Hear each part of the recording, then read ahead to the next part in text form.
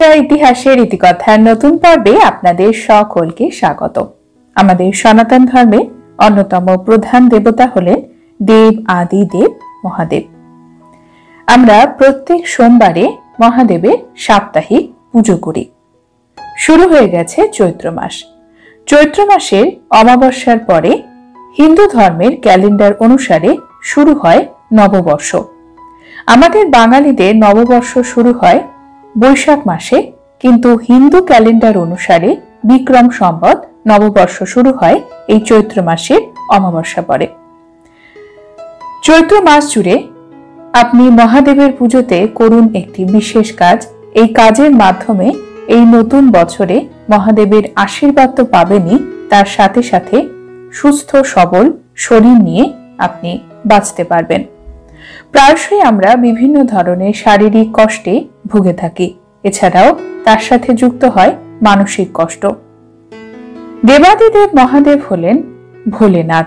তিনি অল্পেতেই সন্তুষ্ট। তার পুজোতে খুব বেশি উপকরণের প্রয়োজন হয় না। চৈত্র মাসের শেষ দিনের আগের দিন অর্থাৎ চৈত্র সংক্রান্তির আগের দিনে মহাদেবের বিশেষ পুজো নীল ষষ্ঠী অনুষ্ঠিত হয়। সারা চৈত্র মাস জুড়ে বিশেষভাবে মহাদেবের আরাধনা করেন বহু ভক্তরা। শ্রাবণ মাসের মতনই বলা হয় এতে সত্যম শিবম সুন্দরম অর্থাৎ ভগবানের উপাসনা করলে তিনি সন্তুষ্ট হয়ে থাকেন। আমাদের সনাতন ধর্মে যে কোনো পুজো পার্বণে কিছু কিছু উপকরণ আছে যেটি অত্যাবশ্যকীয়। তার মধ্যে কালো তিল বিশেষভাবে মান্যতা রাখে। হিন্দু ধর্মে জন্ম থেকে মৃত্যু পর্যন্ত সকল আচার অনুষ্ঠানের সঙ্গে তিল যুক্ত। তিল দুই রকমের হয়, কালো তিল এবং সাদা তিল।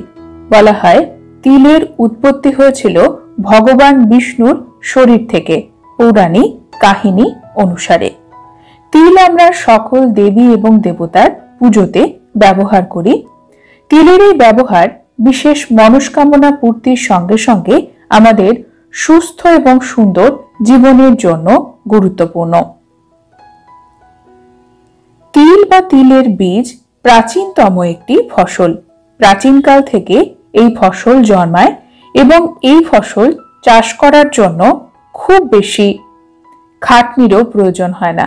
খরাতেও তিল বীজ জন্মাতে পারে। হিন্দু সংস্কৃতির মধ্যে তিলকে ধার্মিক দিক থেকে বিশেষ মান্যতা দেওয়া হয়েছে এবং এটি পূজা সামগ্রীর মধ্যে প্রধান এবং প্রথম উপকরণ বলা যেতে পারে। আমাদের সনাতন ধর্মের প্রাচীন আয়ুর্বেদ শাস্ত্র অনুসারে তিল তেলের ব্যবহার মানব দেহে ব্যাপক প্রভাব ফেলে।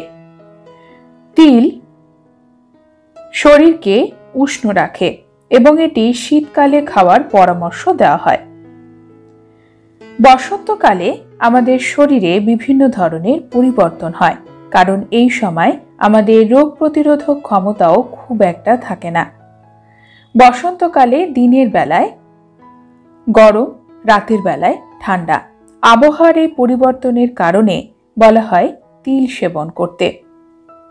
কালো তিল ভগবান শিবের পূজা অর্চনার অন্যতম প্রধান অঙ্গ। এটি সৌভাগ্য নিয়ে আসে, তার সাথে সাথে সুস্বাস্থ্য নিয়ে আসে। কালো তিল ভগবান শিবের অভিষেক করার সময় দুধ বা জলের সাথে মিশিয়ে তারপরে ভগবান শিবকে অভিষেক করুন সারা চৈত্র মাস জুড়ে পুজো করার সময়। এই আচারটি পঞ্চামৃতের মতনই ফল দেবে। ভগবান শিবকে কালো তিল দিলে সেটি আপনার সংসারের নেতিবাচকতা বা নেগেটিভিটি তো দূর করবেই, তার সাথে সাথে সৌভাগ্য নিয়ে আসবে আপনার জীবনে। ঝামেলা দূর করবে আপনার জীবন থেকে। আপনার পরিবারে এবং আপনার জীবনে সুখ শান্তি সমৃদ্ধিতে পূর্ণ করবে। ভগবান শিবের পুজো অর্চনার জন্য খুব বেশি উপকরণের প্রয়োজন না হলেও শিব পুজো করার সময় রুদ্রাক্ষের মালা পরিধান করুন। এতে ভগবান শিব প্রসন্ন হন। ভগবান শিবের পুজোতে তিলের সাথে সাথে বেলপাতাও অর্পণ করুন। বাংলার 12 মাসের 13 পার্বণ এবং বাংলা বছরের শেষ 2 মাস ফাল্গুন এবং চৈত্র মাস শিব ভক্তদের জন্য অত্যন্ত অনুকূল বলে মনে করা হয়।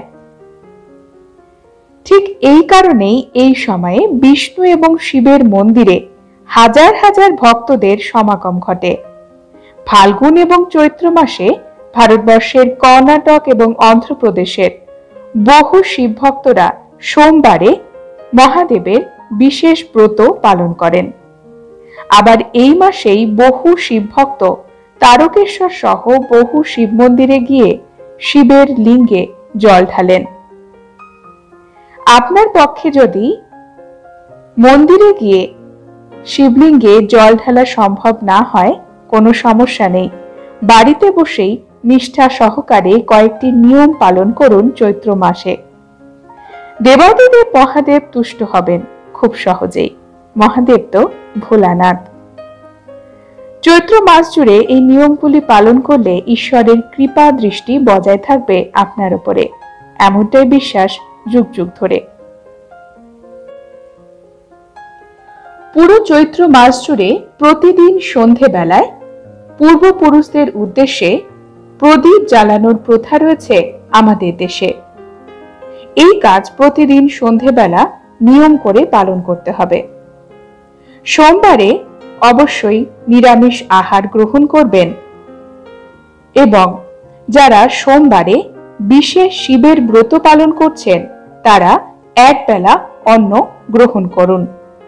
অনেক শিবব্রতী সন্ন্যাসীরাই এই কাজ করেন। চৈত্র মাসে বাড়ির কোনো অংশ ময়লা রাখবেন না। পরিষ্কার পরিচ্ছন্ন রাখুন বাড়ির আনাজ কানাজ। সেই সঙ্গে বাড়ির প্রধান দরজার সামনে সকালবেলা ঘুম থেকে উঠে ঘর থেকে কেউ বাইরে বেরিয়ে যাওয়ার আগে দরজার সামনের অংশে জল দিয়ে ধুয়ে দিন। এই মাসে প্রতি সোমবারে সকালে স্নান সেরে প্রথমে শিব পুজো করুন। শিবলিঙ্গে জল ঢালুন। 3টি নিখুঁত বেলপাতা এবং বাতাসা দিলেই মহাদেব সন্তুষ্ট হন। প্রদীপ জ্বালিয়ে এক মনে স্মরণ করুন মহাদেবের নাম। মহাদেবের মহামৃত্যুঞ্জয় মন্ত্র এবং গায়ত্রী মন্ত্র জপ করতে পারেন। আমাদের চ্যানেলে রয়েছে এই দুটি ভিডিও। মহাদেব অতি সহজেই আপনার ওপর সন্তুষ্ট হবেন। বলা হয়ে থাকে চৈত্র মাসে কোনো দুস্থ ব্যক্তি যদি আপনার কাছে সাহায্য চাইতে আসে তাহলে তাকে ফেরাবেন না, সাধ্য মতো দান করুন। প্রয়োজনে তাকে সাহায্য করুন।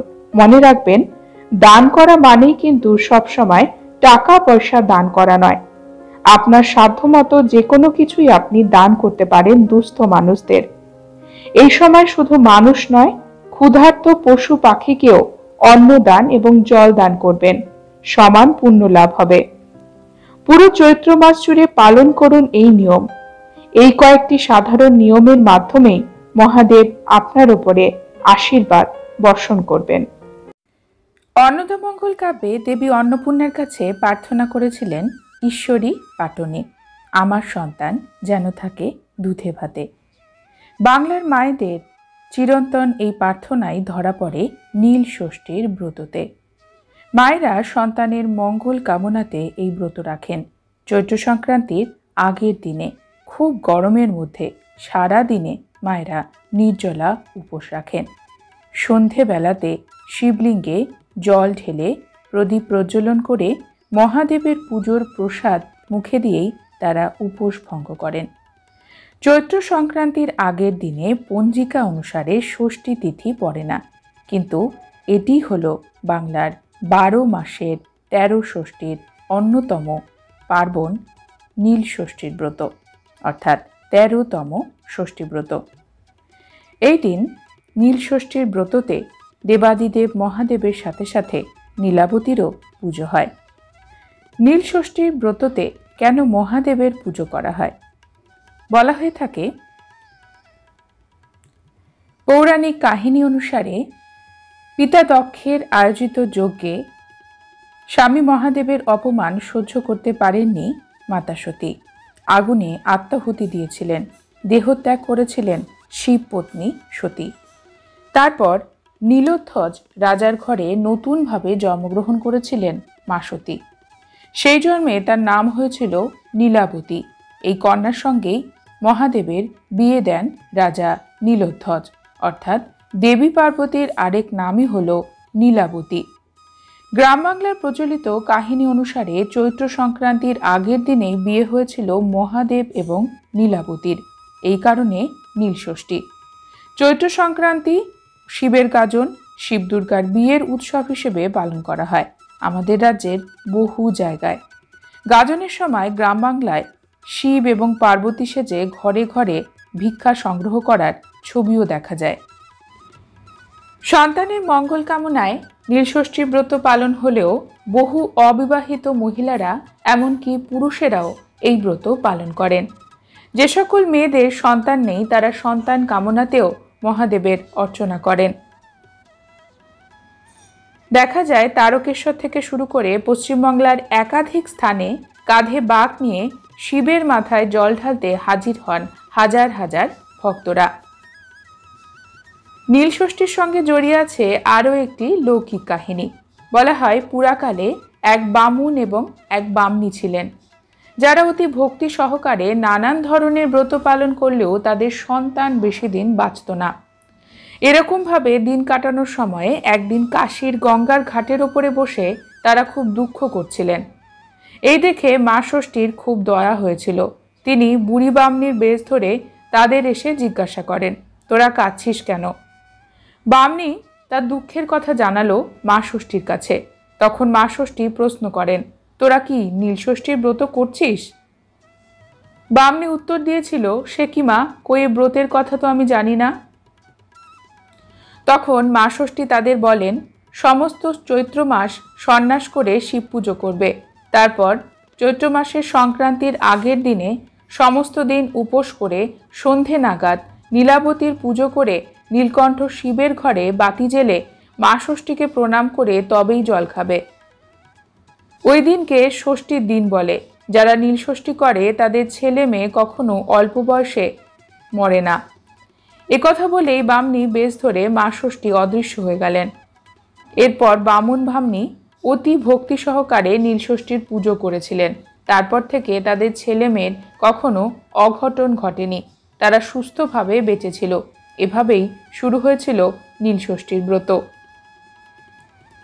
আজকের পর্ব এখানেই শেষ করছি। পরবর্তী পর্বে নতুন একটি বিষয় নিয়ে আপনাদের সঙ্গে কথা হবে। ততক্ষণ সকলে সুস্থ থাকুন, ভালো থাকুন, আর পুরো ভিডিওটি দেখার জন্য আপনাদের অসংখ্য অসংখ্য ধন্যবাদ।